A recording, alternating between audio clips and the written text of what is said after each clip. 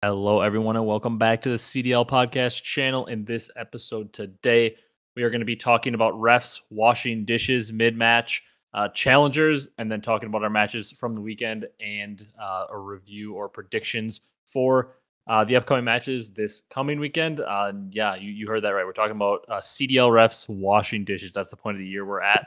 If you guys enjoy this one, be sure to leave a like, comment, and subscribe. If you're on YouTube, if you're on the audio platforms, drop a follow, drop a 5-star review. There were some very, very good matches this past weekend, so I'm excited to talk about those. And looking ahead, there are some pretty premier matches, including Atlanta versus Toronto this upcoming weekend. So excited to talk about all those. Let's just jump into it. Brock, how you doing today? Oh, I'm doing pretty good. Monday, kind of warm out here in Wisconsin. It's like 50-some degrees out today, so love that. Other than that, yeah, it is warm. Matches are, pretty good for the most part. Refs, like you said, refs washing dishes mid-match. That was insane. Other than that, we're doing good. That's good to do it.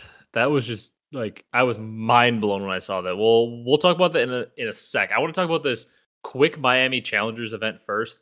So the Miami Challengers event, they've like basically stated once again that it is happening, but they like pretty much just aren't telling us like what any details, like where it's going to be, all that. And obviously, like this Major 2 is in Miami, like only a few weeks away. And like obviously, like if they could just get to Miami, it's not that big of a deal. But like the Challengers event could be placed far away, or could be like somewhere else. You don't know if it's like an extra day before or whatever. Like all the details of it, where to buy a team pass, if you're going to be able to get a team pass. So like they are really screwing over the Challengers players here in terms of like, it's not like these are players that play for an org and their org will just fly them out. A lot of them are having to pay their own way to the events and stuff, and like having to plan their own travel. And you're only going to make it more expensive for these players by making them wait till the last minute.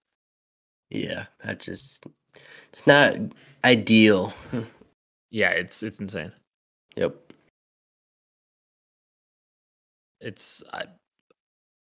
I'm just very confused what the Call of Duty League is doing at this point. Like, how can we not have a venue locked down? Like they just keep saying, yeah, it's going to be happening. But like, if you're these players, do you have the faith in the Call of Duty League to buy your tickets and stuff ahead of time and potentially not be able to cancel? Are you really putting your faith in the Call of Duty League's word? It hasn't worked out too well for many people that have done that. Yeah, definitely. Seems like more and more they're getting lazier and lazier. Yeah, it's insane. Yep. I don't know a lot to say on the topic though. It's just insane. Yeah, we're at this point basically. Yeah, I just saw that and was like, we need to talk about that. We need to like mention. How did we get here? Yeah, I mean, went from like challengers and like the open bracket being like a big attraction of the event in the MLG days, where like you're fighting through hundreds of teams in open bracket to make it to pool play, to now it's like, we're gonna maybe host an event. Not gonna tell you where until like the week before, and then you just gotta find your travel way. Could be miles and miles away from the event. Could be an hour plus away from the event. You never know. I mean, with the time of year it is too, like in a few weeks into March, that's spring break time. Obviously, Miami, South Florida is a big spring break destination for college students, especially. So, like, travel is going to be expensive. Like, especially the later, like, they're going to take advantage of those, like, college students booking last second spring break tickets. Yeah, it's going to get even more expensive than it normally is. Which until somebody mentioned that, I wasn't really thinking about that. But I was like, damn, they're right. Like into March, that is prime spring break time. So tickets are going to be even more expensive with people trying to go on that. Like they are really screwing these players over. Also, it seems weird. Maybe that's how they got a cheaper venue during this time, because it is spring break time. So everybody's going to the beaches and doing stuff out there. So maybe that's why like indoor venues were cheaper in Miami, and that's why they did it. I have no idea.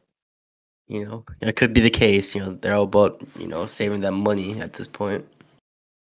I don't know. Well, I guess like the challenger players, we'll just have to wing it and find out. Thankfully, we're not challenger players that have to wait forever and book our stuff late, because I do not envy them in that situation.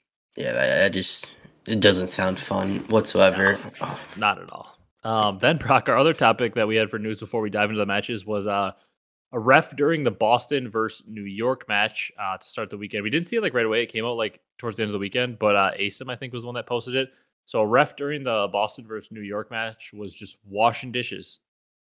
That's what it sounded like. You heard like the sink running, sounded like it was hitting a glass, like banging pots around, and it was apparently in the middle of the hard point. Slasher said on the flank that it was like when they were up 100, and they ended up getting like slammed. And like he said, like, oh, I'm not going to blame it on that. Like they just started like slamming us in that hard point, like came back and beat us. But like It is insane. Like you hear like I think it was Asim or somebody in the clip yell like can you mute, and he just keeps banging around dishes like he's literally just washing dishes in their comms.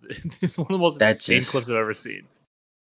that just how did we get to that point? Dude? He's just washing dishes. Like when you look at it in hindsight, since it wasn't like a big time, I mean it could end up mattering a lot. Obviously, for a team like Boston battling for champs, we assume Boston's going to make champs. So you never know. In New York, it would be obviously shocking if they somehow didn't make champs.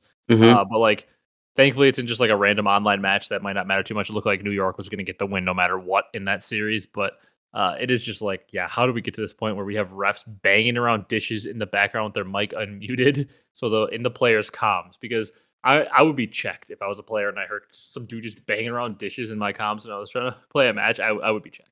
Yeah, especially a league match, you're just up 100, you hear a ref banging dishes for like 5 minutes straight. Oh, I'd be so checked too. They just kept telling him to mute, and I was like, dude, I wonder what the comms were like after they lost that, because like even though they were getting slammed, they're like in their head, they're like blaming it on this ref, like yelling at him, and it's just like, oh my god, like. I wonder what happened like when if he came back, they were like yelling at him or something. Yeah, it's insane. I'm just mind blown. You know, it's so you learn something new every day, I guess. Yeah, it's I just don't even know what to say. It's both of these news articles and these news items have me just mind blown today. The Miami Challengers event, washing dishes, like I could have gotten like a list of numerous things I thought I would ever talk about on this podcast, and I don't know if a CDL ref washing dishes and banging dishes around in a team's comms mid map would ever be something I'd expected to see. It was never on my bingo card. It was really wasn't. But things happen for a reason, I guess. Yeah, it was just what a situation. But anyways, that is the first match of the weekend actually, where the dishes were getting banged around. He's trying to multitask real quick. Yes, he was trying to kill two birds with one stone. But we can talk about that match first. To be honest, not a whole lot to talk about. New York, Boston. When the match kicked off in that map one, Boston started out hot out the gate, and it looked like they were going to kind of steamroll their way through map one early on, and then New York with a good comeback, and from there on out, like the search and destroy, they pretty much had their way with them, and then the control. I mean, they steamrolled them on that high rise control. It was overall on the series, just I mean, everybody on the side of New York. Skies had a .76, but he was basically just running around out there, just gassing up Hydra. You heard him calling Hydra Poppy in the comms a bunch. Yep. And they were just, I mean, rolling through. This wasn't much of a series. New York just completely and utterly outclassed them, which is what we want to see. We want to see this New York team start to just outplay people. And I had called for it. I wanted to see Hydra pop off, and to see Hydra drop the most damage in the lobby with a 1.65 was very nice to see, because we need to see Hydra get back to that superstar play style. Mm-hmm. Yeah. I definitely thought, going into weekend, this match would be pretty good for both these teams, and it was good for New York. So I thought Boston would have a little more power to them. Yeah, you picked the Boston upset, and I didn't mind it at all, because a lot of times when you do see the former player play his old team for the first time, they tend to have success, or at least it seems like they do. So I didn't think the Boston pick was a bad upset pick. New York hadn't looked like New York was winning matches, but they hadn't looked like insane. Yeah. And Boston overall, looked okay. They were 1-0. Coming into the weekend, they looked fine. We still believe that they had a lot of talent. We like Asim on the team. I saw where you were coming from, but no, that wasn't the case. This series wasn't even close. It was a New York stomping. Yeah, Priest got slammed. He had a .59 for the series. Yeah. Rough series out of Priest, not what I was expecting. But we can move on from that one, because the next series was much, much, much better. And to be honest, Minnesota kind of slammed OpTic. However, the result was a 3-2 in favor. Just what a weird match this was. So on the Rio hardpoint, Minnesota comes out, they slammed them. It was just an absolute domination. Everybody on the side of OpTic was in the .6 range except Dashy, who had exactly a 1.0. And overall, when you're just watching the map, Minnesota just looked like the better team. Yep. They dominated them. The terminal search, same thing. It ended up being 6-4, but overall, Minnesota looked like the better team. And then the control, Minnesota also looked like the better team. and they were just dominating them. And then in the final round, OpTic like strung together an offensive win to force a final round. And then they had a 3v14, and they triple stacked the point and basically got like a little wave of kills, and they ended up capping it in the 3v14 to win the control. So they pretty much should have been 3-0'd, clutched that out. Probably should have lost the sub base hardpoint. Dashy had a great game. OpTic got kind of a lucky spawn that helped them win this map. And then in the Karachi, OpTic did pretty much outclass them for the most part. It was a pretty easy win. Lins was the only thing winning Minnesota rounds on that Karachi search. But OpTic probably should have been down 4-0 in this series. Instead, they end up winning it 3-2. Thoughts on this series? You know, it's good to see OpTic, they can get shit on and still find a way to win. Yeah. I mean, they got extremely lucky, so it's such a weird series to analyze. But I will say, I kind of am on the same line of thinking as you. I like to see OpTic win a series like this, because this is the series that OpTic always loses in the past. Yep. The series where they look like the better team, but they just like find a way to troll the maps, and they lose they get reverse swept, lose 3-2, and the KD board looks like this, where everybody in the side of Rokkr had a 1.0 or better. Vivid was 90 and 90 at a 1.0. And then Accuracy and Awakening were both at 1.1s, and Lin's at a 1.25. And then on the side of OpTic, you had Kenny with a 0.81, Pred with a 0.78, Shotzi with a 0.91, the Dash with a 1.13. So like slaying heavily in favor of the Rokkr. This is a series that you typically see OpTic have. They outslay the other team. They look better in 4 of the 5 maps, but they find a way to lose a series. Yep. Like that 3v14 is some stuff that always happens to OpTic, that control. That's like the thing that always happens to OpTic. So, it's good to see they can, be beaten down a lot and, still prevail in the end. And see Dashy have, 2,000 more damage than the whole rest of the lobby? He had an incredible series. I mean, almost 20,000 damage. It was nice to see, because we had seen him potentially playing a little slower. He was maybe a little bit faster. The series, his engagements were more on par with the rest of his team, and he looked very good. Like I said, I like to see OpTic win a series like this. Obviously, you don't want to see them being dominated in a couple maps and then probably should have lost the first 4 maps. You don't like to see that. You'd like to see them win in a dominant fashion. But this Rokkr team might be the best 0-4 team in a split I've ever seen. We'll talk about they lost another match later, but they have looked so good. They happen to have lost 3 straight map 5s, though. So it's so weird, because if you're Rokkr, you feel like you've made a ton of good progress, and you feel like you're better than you were in stage 1 even, but you're sitting at 0-4. Yeah. It's just tough. Yeah, but we can move on to the next series. That was a great series, though. Our last series actually ended up being pretty damn good too, between the Legion and the Heretics. Legion were able to take it in a map 5 to secure the victory. Heretics fall. It was another reverse sweep instead of getting reverse swept like they always have this year. The Legion are the ones to pull it off. Kind of blown out on the map 1. They lost a round 11 on Karachi, and then were able to close out Invasion. And then Geo dominated on a Rio hardpoint. And they got an Invasion search where they kind of steamrolled them. It was kind of weird. Like, they got rolled map 1, close map 2, and then they kind of steamrolled the final 3 maps. Yeah, they kind of, after, down 0-2, they they actually turned up real quick. Usually in the past, they would just fold. Yeah, and I will say a shout out to Purge. He didn't have the best hard points again, or I'm sorry, best Invasion respawns. He had a pretty good Rio hardpoint. He was actually setting some good pace on that map. He dropped to 1.22. The map 1, he really struggled with the 0.6 on the Invasion hardpoint, 0.7 on the Invasion control. But overall, I saw the vision with Purge with his aggressiveness on the SMG, like Attach was talking about. He did seem more comfortable on an SMG, like full time, just being able to run at people. I still say my concern with this team is still him, though, because like, if they're going to let him be the full-time SMG, I trust Nero to run anything. I mean, Nero looked incredible in this series. He was frying them. Like, he was unkillable on the map. He jumped to 1.4. And it was like a noticeable 1.4. It wasn't one of those like he was in good positions and got kills. Like, he was just running at them and they couldn't kill him. Yeah. No, he was every time I tuned in, he would just be popping off 3 pieces. He was insane. I forgot to almost mention that. But the one thing I will say about this team is, like, to me, it's still, I have all the faith in Nero. I think Geo is a really good player. I obviously have faith in Attach, like always. I'm still just scared of Purge when it comes down to like those maps when you do, like, when it's not a Rio. I like when Nero can pull out the SMG like on that map with him. But when we're not playing, like when we're playing like one of those maps like a Karachi hardpoint or something like that where we're running one SMG, it seems like they're going to let Purge do that because he just likes to just run it down.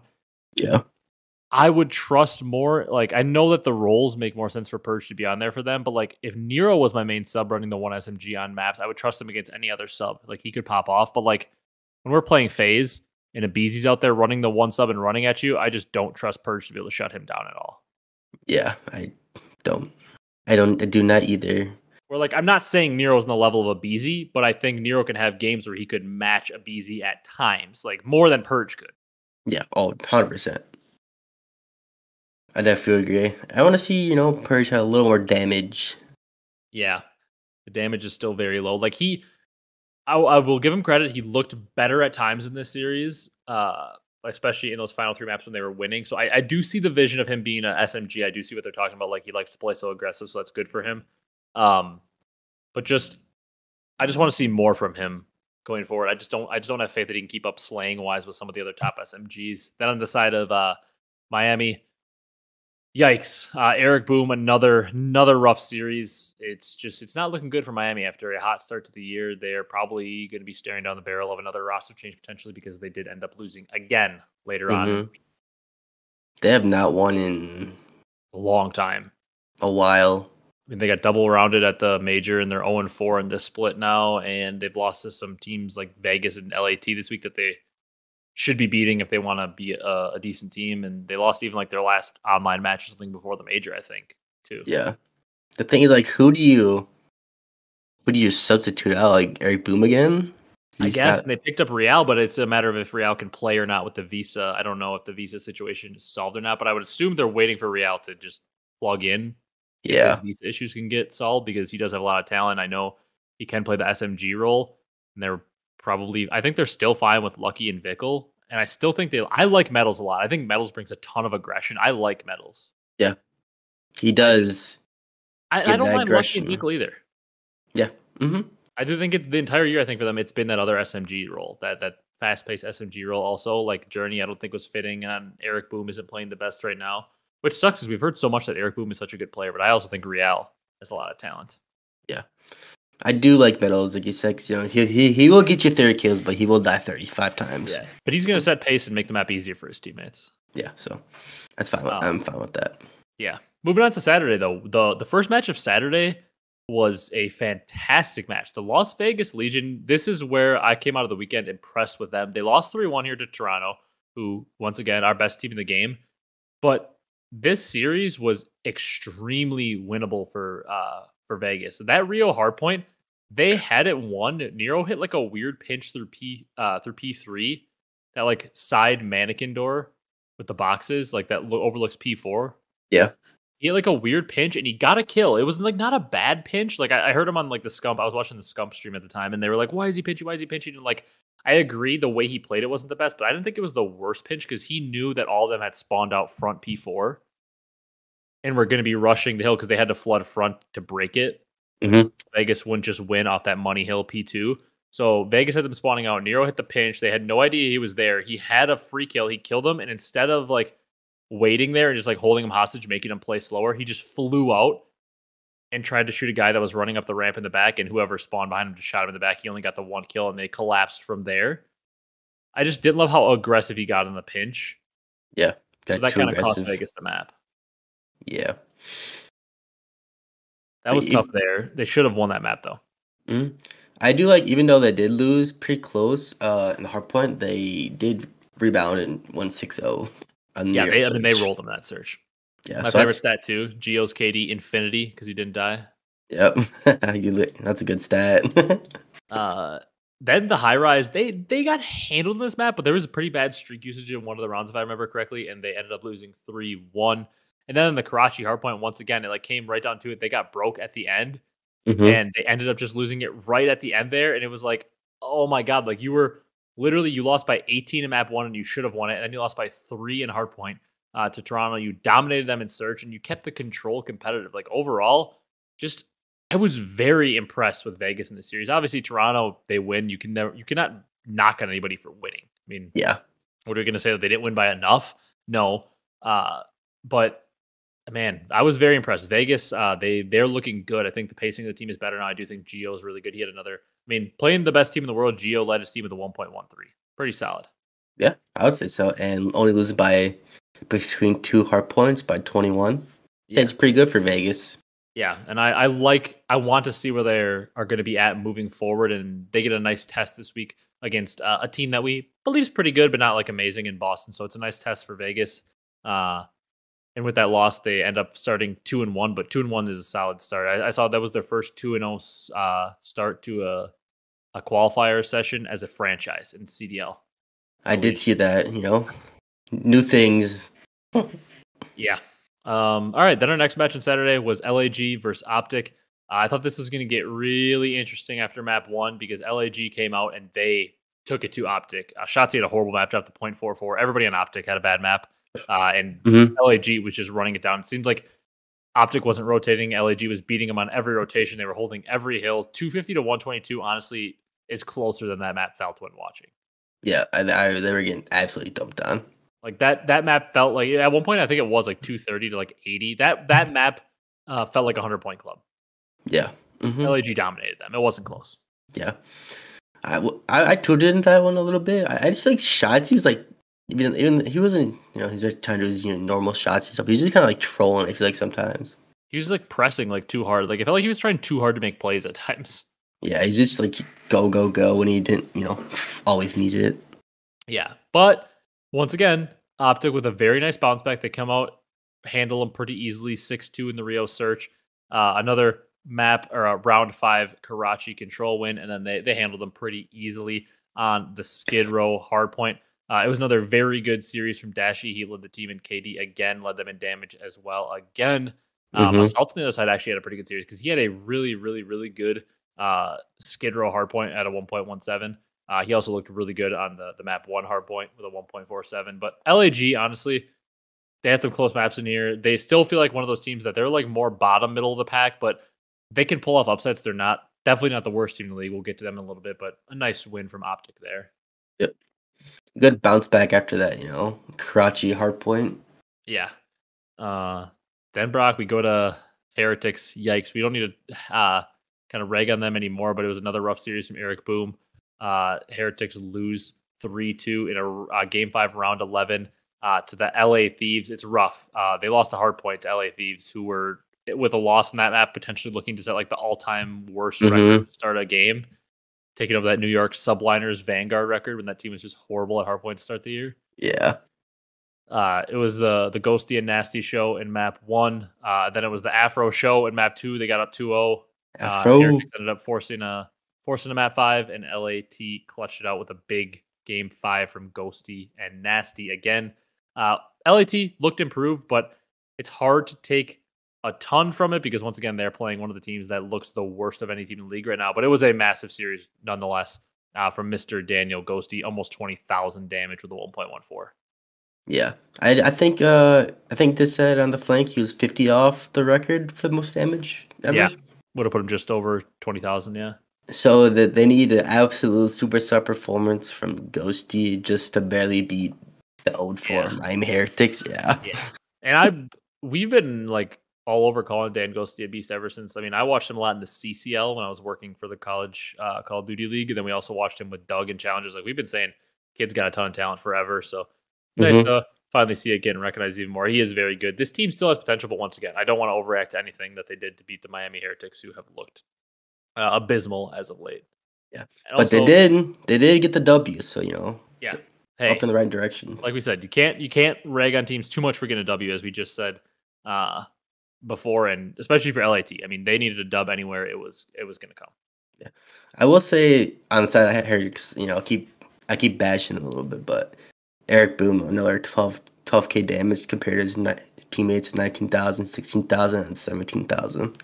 Yeah, seems like he's struggling to find his way, which is really sucky. Especially, it makes me sad, especially for like players like the Spanish boys, the Spanish speaking boys over there, because like they may get other opportunities. Because like some of them, like I know like Vickle played with some North American players last year, and I'm not sure. I mean, like I know Metals teamed with like Methods and those guys on Toronto, so I'm sure he speaks English, but I don't know. Besides Vickle and Metals, I just don't know how much English the other players speak. And like there is just like a general like NA bias. Like they're typically like the NA players that like are trying to speak English on their team, if the players maybe necessarily don't have English as their first language, we've seen in the past, they don't tend to take shots at them unless they're like viewed as like the generational type talents like Hydra was in Cold War coming over. Like he was talking about as like the next big thing. And it's just really unfortunate because like the opportunities that are presented to these players like Eric Boom are just going to be so much less. And I'm not saying it's fair to him at all. It's just so unfortunate for him because Call of Duty is just such an English speaking dominated sport. Like just most players that are pros in general speak English as a first language, and probably for the most part they only speak English. A lot of the players, especially a lot of the American born players. Yep. So it's like super unfortunate for guys like Eric Boom because like he comes out, especially because he has a terrible performance so far. He may never get another crack, and it's like that's just so unfortunate because obviously we've heard for how long this kid has crazy talent, and like he just may not get another shot because he's probably going to be benched pretty quick. So I do feel for the kid because there's a lot of pressure on him coming into the league and knowing this might be your only shot. Yeah. So, it can be a lot for players. Yeah. But we can move on. We don't need to bash on Heretics anymore. Let's talk about the worst team in the league, Brock.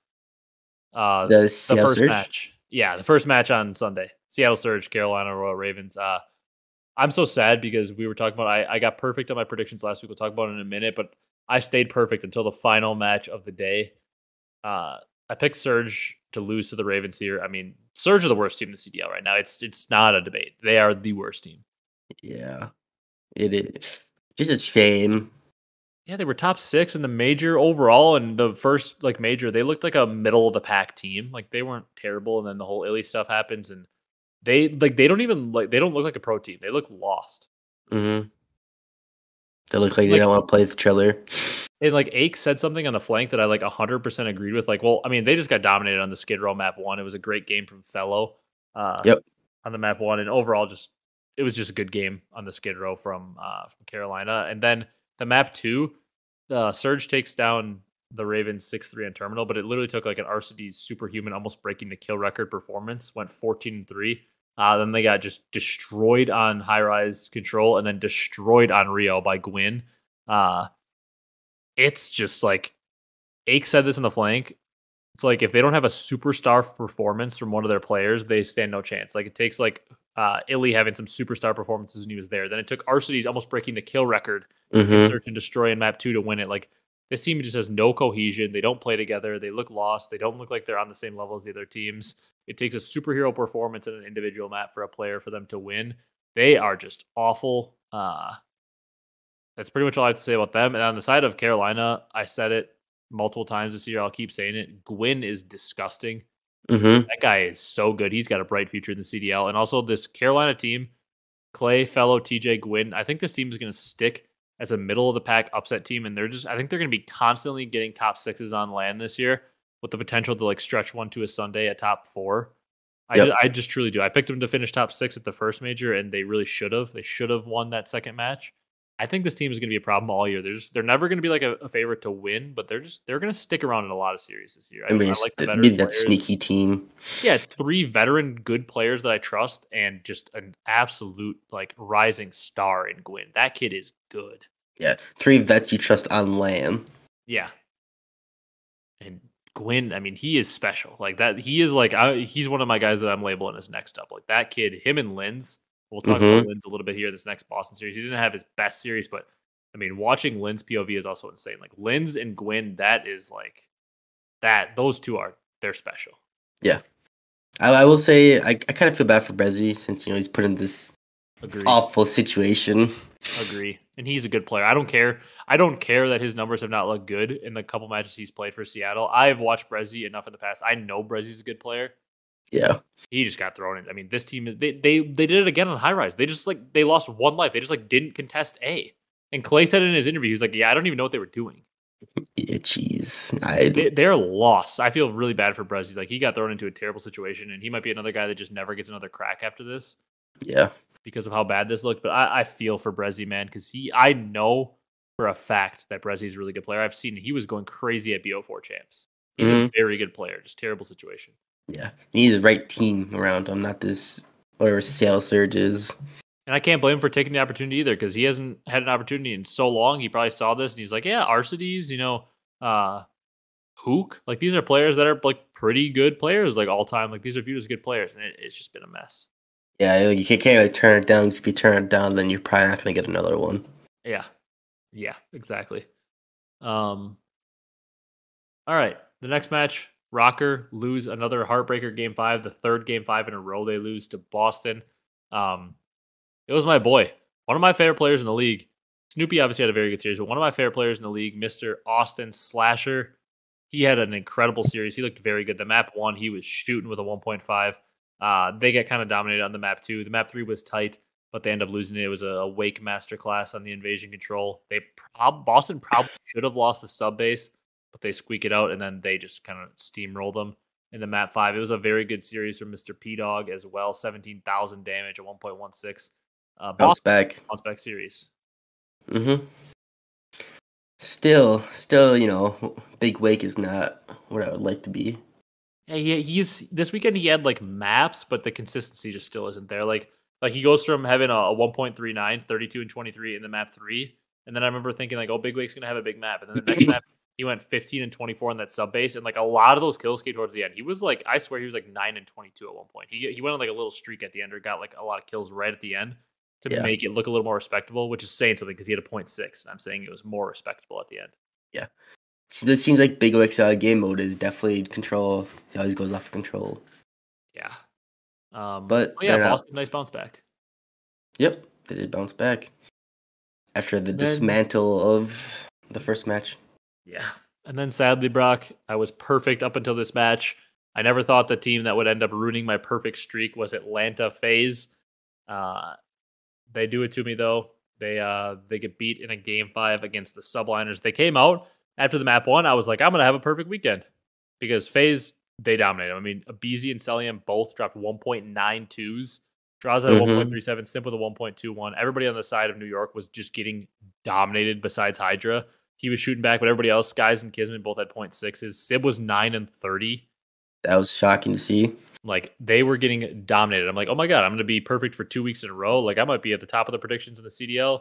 But then a 6-0 Subliners win in the search kind of made me hesitate. Then Faze took the control behind a big map from Abezy.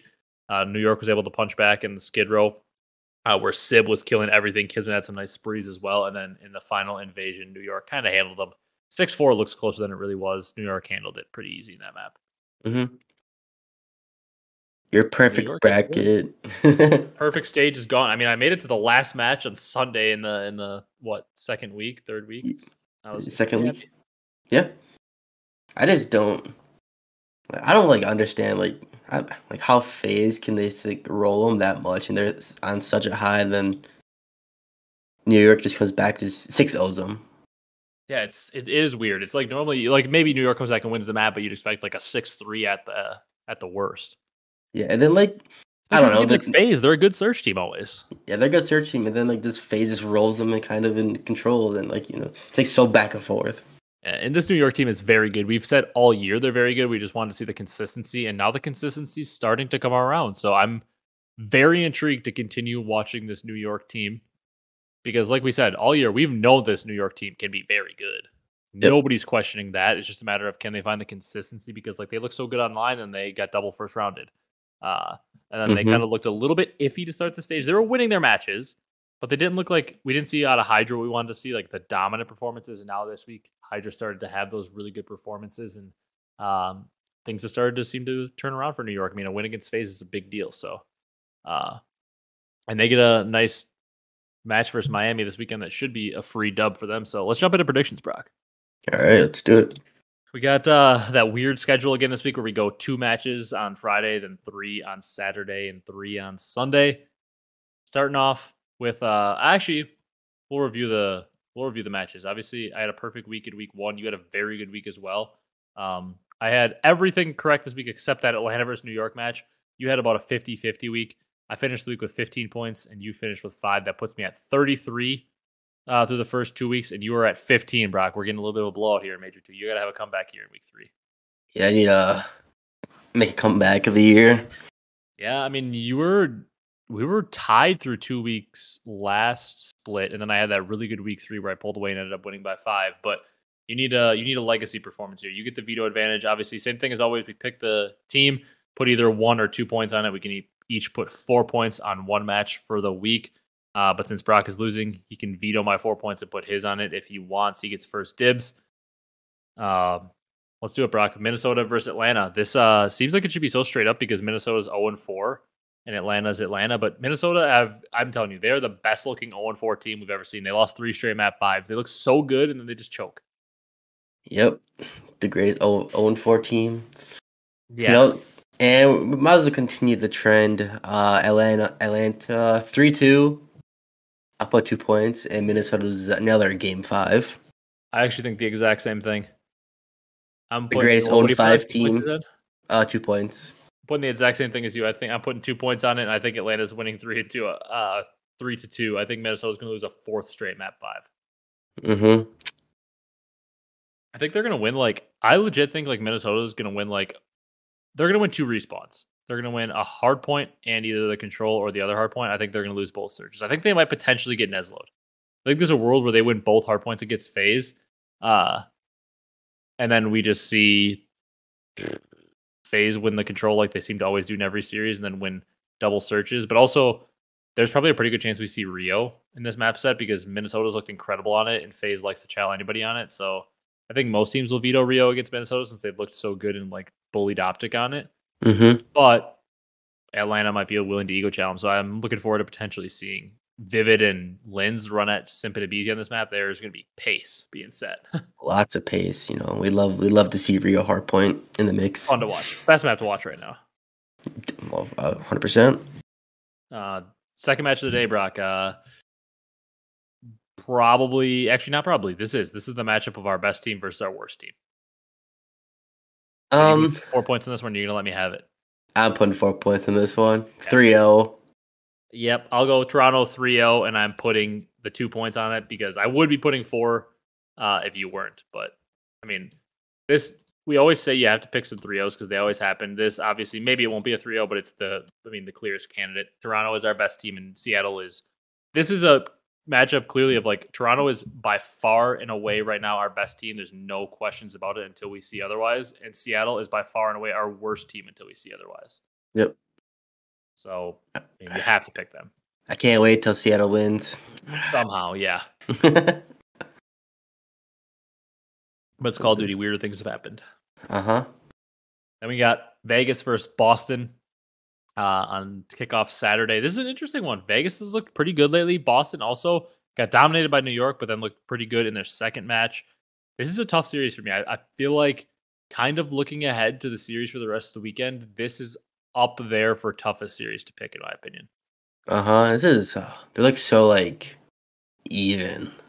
Yeah, and Vegas has looked so good the past couple matches, even against Toronto, but also they're Vegas, they're due for a letdown, and Boston, kind of the same thing. Boston's been the same way the whole year. You feel like they're really good, and just when you feel like they're really good, they are just there to let you down.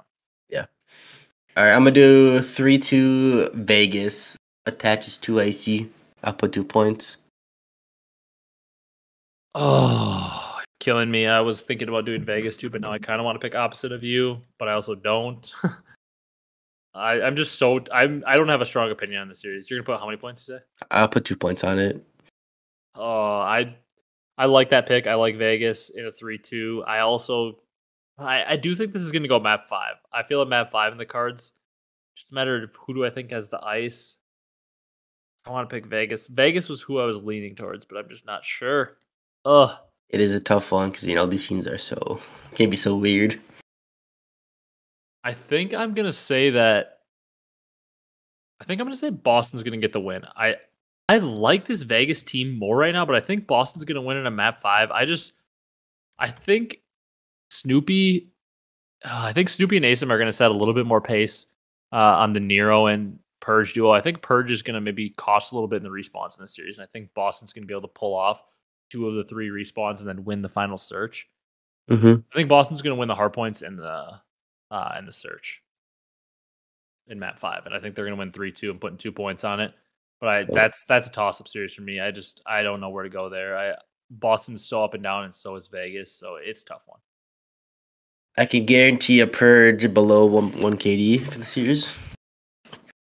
Yeah, I would probably agree with that. All right, Carolina versus Texas. You think Clay is able to pull off? He's pulled off plenty of upsets on OpTic in the past. Think he's going to pull off another one, or you got OpTic locked in here? I got OpTic 3-1. 2 What map do you think points. Carolina's taking?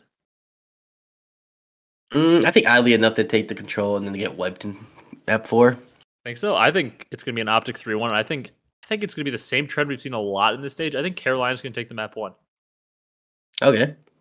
I'm Come on putting 2 hot. points on. I think they're coming out hot because OpTic started slow in these hard points. This split so far. I think OpTic's going to come out a little slow. I don't think it's going to be like a blowout like we've seen the last couple. I think Carolina's going to win like 250 to 220.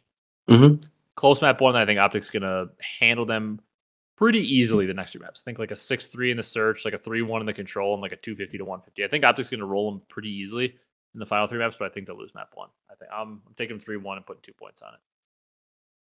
I like it. All right. Then we got LAG versus Seattle. Ew. Oddly enough, as you wouldn't think, LAG definitely is the favorite in this series. But what do you think? Is it going to be your LAG boys, Brock? You've got an LAG jersey, or is it going to be your Arcitys, your boy Arcitys? RC's revenge game, technically. Think so? No, absolutely not. Okay. I was going to say. Oh, man. Well, I don't know what do I pick. I'll pick LAG. They win 3-1. I agree. I'll put 2 points. I think Seattle will come out and win the search from another RCD's performance masterclass. I am in full agreement. I think LAG is going to win this 3-1. I'm putting 2 points on it. I don't feel supremely confident because LAG can troll at any point with their team, but like I can't in good faith pick Seattle right now to win a match. They are just so bad. It's hard to imagine a world where they just could get organized enough to win a match. And LAG does seem to have overall pretty good teamwork. And LAG overall, like every time they play a series, you watch them and they're like always competitive in it, whether they win or lose. Yeah. And that's not something that I can say about Seattle right now. They are not always competitive in this current roster. Yeah, I can agree to that. All right, Brock. Moving on to Sunday, NYSL Miami. I'm using my 4 points on this one in an NYSL 3-0. I'll take the 3-0. Give me 2 points on it. NYSL, of course. Yeah, it's pretty chalk week this week. Overall, I mean, we picked the same 2 teams on day 1 because tough to pick against Atlanta and Toronto. We picked 2 of the same 3 teams, including map counts on Saturday. The only one we switched up on was Boston Vegas, which that's definitely a toss-up match. And then today, I would say there's definitely a favorite in every match. NYSL being the favorite, but we may pick a match or 2 different. And then obviously the second match, it's Atlanta versus Toronto. It's a tight match, but Toronto obviously has to be the favorite for now. And then the final match in Minnesota, despite being 0-4, is probably still the favorite over LAT. Yeah. What are you thinking here, though? Are you thinking Atlanta can upset Toronto, or are you thinking Toronto continues the streak? Oh, excuse me. Atlanta loses against Subliners. I think Atlanta takes out Toronto. It puts them with 2 losses. How about a game 5? We'll go game 5. I'll put 2 points on it too. I was gonna say you almost had to put max points and everything to try to catch up. You guys have to be confident in your picks and roll with it. Oh boy, this is tough because obviously, like Toronto, like you said, is the favorite. Atlanta coming off a loss against New York. Toronto seems like the logical pick. I was kind of on the same train as you. I kind of wanted to pick Atlanta to pull off the upset here. Because it's like at some point, Toronto's going to have to lose a match. Like they can't just win forever, right? They can't win every match forever. Yeah. I did see their last loss was December 17th. Yeah, it was the Boston loss, right? Isn't that their only loss of the year? Yep, it's their only loss. Like, so what a random team to lose with it. And Boston at the time was like not good. Yeah. They lost about 2 months ago. Yeah, and it was their only loss. I mean, their map win percentage, they're 40-11. That's in maps, insane. Including online and LAN. Like, that's a 78% map win percentage. And, Faze's win percentage on their maps is incredible. They're 37-19. That's a 66. That's 2/3 of the maps they play. They're winning. That's also incredible. Yeah. This is just incredible from Toronto. I just don't know. I want to pick Toronto, but like if you would have picked Toronto, I would have picked Faze. But since you didn't, I'm going to pick Toronto. I'm picking Toronto in a game 5. They are the better team right now, but there's just something about this that's screaming Faze is going to win at me. But I'm going to put Toronto 3-2 with 2 points on it. Mm-hmm. But something about this is screaming Atlanta at me. ignore that voice and I'm picking Toronto since they're the best team. Yeah, they're bound to lose again, right? You would think. I think this is the perfect upset scenario. Atlanta coming off a loss to New York, bounces back against Minnesota, and then gets their revenge on Toronto. I think it's a perfect scenario, but I'm going to say it's not going to happen. Toronto's going to win it. If to be honest with you, I could say that Toronto might overlook their first match, potentially lose that one if they're looking ahead to Atlanta. But Seattle is just so bad that I don't even think if Toronto overlooked them, they would lose. I think Scrappy would just beat him by himself at this point. Yeah. Then the final match on Sunday, final match of the weekend, Minnesota versus LAT. I'm going to take Minnesota in this one. I think they're going to get it done in a 3-0 fashion. Okay. I'm putting 1 point on it only. I could see a world where Thieves win, but to me, the idea behind it is Minnesota is pretty good in hardpoint. LAT has been so bad. They win that map 1. I think they are able to take the close search. Then I think at that point it's 2-0. They kind of demoralized them a little bit in the last respawn, and I think they take the momentum, win whatever control map they play 3-2, and they win 3-0, putting only 1 point on it.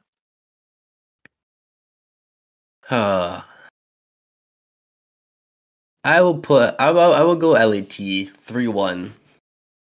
Somehow Okay. shock everyone. Man, that would be how many points you putting on it?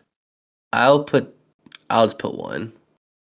That's I mean, it's not a bad pick because Minnesota just like we said, they've looked fine, but they haven't won. But if Minnesota does lose to Atlanta, they'd be 0-5. They'd fall to 0-6 against LAT. But like odds are, like let's say they play Atlanta close, but then they lose to LAT. It's like, man, you like legit have had a really good split as a team. Like you've looked very good, but you're just 0-6. Yeah, like the greatest 0-6 team ever. Yeah, like it's just so weird. They just have no ice right now. And they got the Iceman. Yeah, they got Lamar. What's he doing over there? They're going to be the scary team you don't want to drop down to a loser's bracket if they don't win 3 straight to close out this split. Yeah, 100%. They're going to be the very, very, very scary team that everybody is not looking forward to playing. Agreed. All right. That's pretty much all we got, unless you want to add anything else here.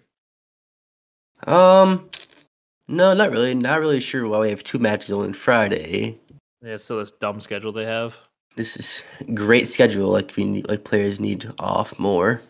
Well, and like with the times that they are, like in America at least, like the matches start at 2:00 our time, so like the matches could literally be over on Friday before most people are done with work. Literally, especially if they're like 30 minutes apiece. Yeah, like if it's a quick 3-0 in the first series, it's done by like 3:00 Central Time where we are, and the next match starts up. Like the matches are done by 4 to 4:30 if they're 2 speedrun matches, and a lot of people aren't getting done with work till 5:00. For the most part. Yeah. Or you're like you're usually like you're pretty much if you work until even like 4 p.m. Central Time, you're like guaranteed to miss the first match at least, if not part of the second match. It's such weird scheduling, which I know I'm not dumb. I know there's other reasons out there. I know like the times might be better for other places, but I'm saying for the general market, they're usually trying to target, which is North America and the US. Like the times are really horrible on Friday. Yeah. And it's only 2 matches, which is, short day, unfortunately. Yeah, it's something else. But other than that, don't got much besides, watch the matches next week, play some ranked play. About it for me. Yeah. That's going to do it for this one. If you guys enjoyed, be sure to leave a like, comment, and subscribe on YouTube. If you're on the audio platforms, drop a follow, drop a 5-star review. We appreciate all your support, as always. That's going to do it for this one. I'm looking forward to getting back next week, talking about these matches and making more predictions as we approach Major 2. Thank you guys so much for watching, and we will see you in the next one.